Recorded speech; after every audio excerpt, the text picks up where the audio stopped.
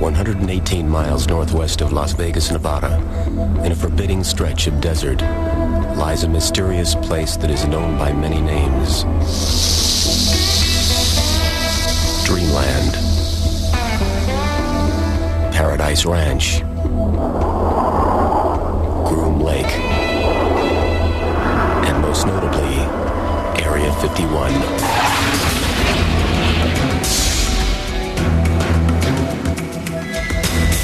The government does not want to acknowledge that a base exists there. But the fact is, I've been there. There's a runway, there's buildings. It is a extremely secret base. America knows about Area 51. It's now a household term.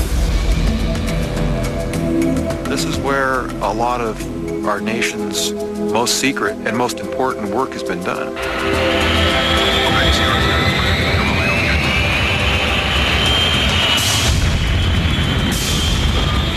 Area 51 is a breeding ground for conspiracy.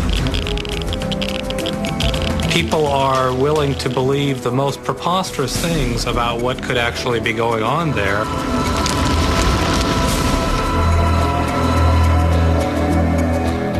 I really don't think the government could conceal a flying saucer that we've had since a year after I was born. I really don't think so. There are a lot of secrets at Area 51, but the ones that they guard the most closely are the ones that could lead some of these officials to federal prison.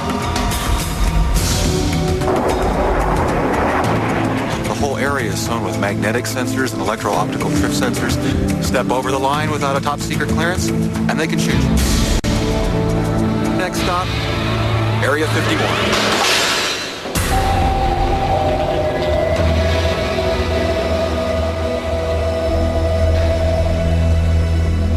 Although officially our government denies its very existence, Area 51 has become part of our popular culture, inspiring films, books, and TV shows. But to truly understand the Area 51 mystique, we must look beyond the extraordinary claims and conspiracy theories. This is Survival City on the atomic testing grounds at Yucca Flat, Nevada. To a time when our nation was gripped by the paranoia of the Cold War. 3, 2, 1, T0.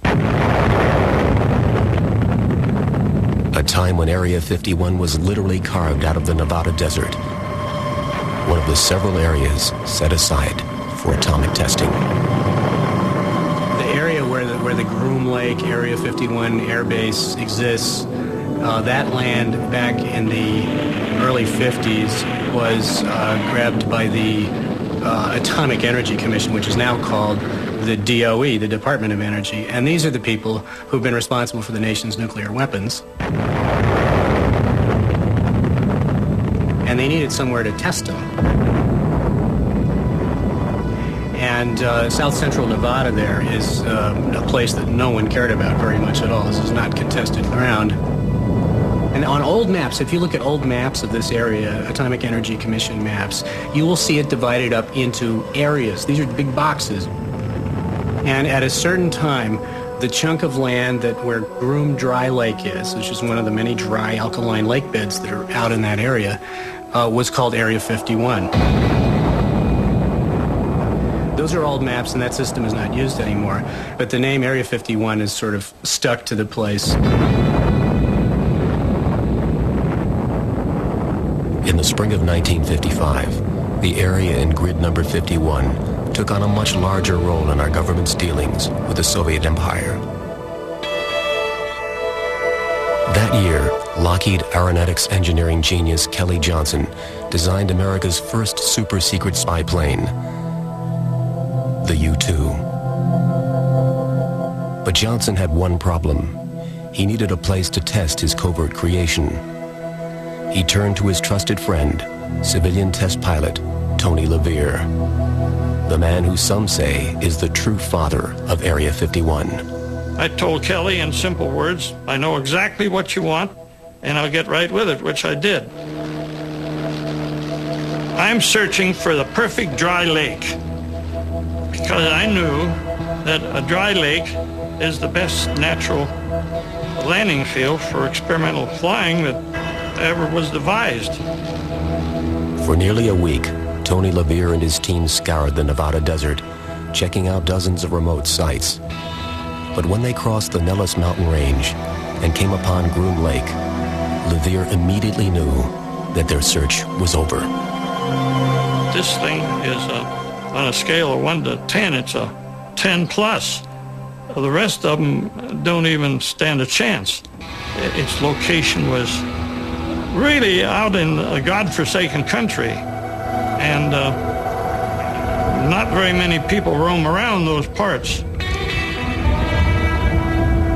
And it turned out that the CIA over across the hill, some 30, 40 miles from us, had all the facilities and equipment to do this sort of stuff, and they said, we'll build a base for you.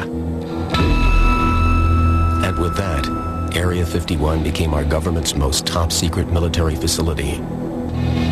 Within a few short weeks, Tony LaVere found himself behind the controls of Kelly Johnson's Cold War brainchild, the U-2 spy plane.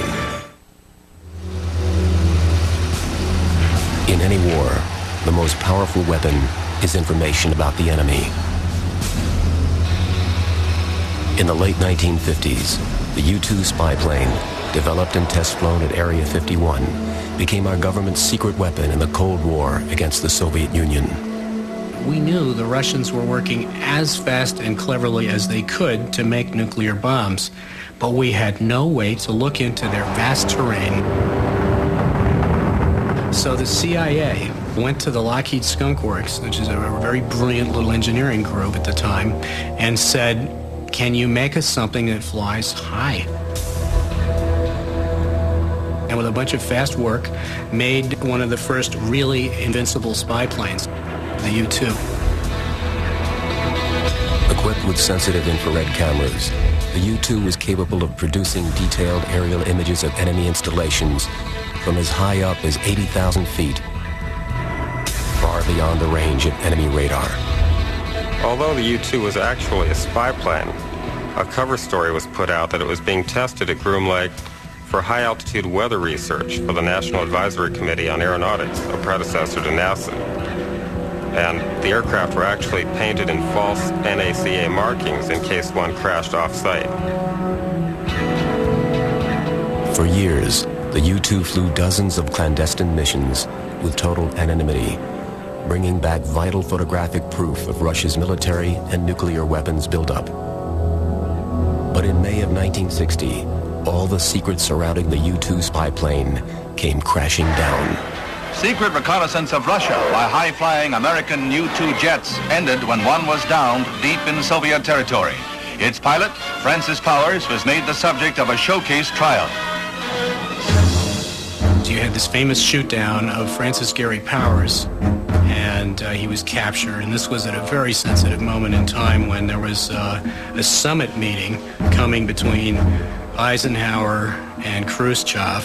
And about 5 days before this, our guy falls out of the sky in an unacknowledged airplane. And this, of course, created a huge flap. Gary Powers was convicted of spying by a Soviet court and sentenced to 10 years in prison. However, he was later released and exchanged for a Soviet agent in U.S. custody. There's no question in my mind that the intelligence that they got on Russia probably kept us out of World War III. But the U-2 was just the first of many top-secret aircraft to be developed and tested in the desert skies over Area 51. After the U-2 program was completed, they used the Groom Lake facility to test the A-12 spy plane, which is capable of flying in excess of Mach 3 at altitudes above 80,000 feet. This was the predecessor to the SR-71, Blackbird. Still flying today, the Blackbird pushed the envelope of supersonic aerodynamic technology. Like the U-2, the SR-71 Blackbird was used for high-altitude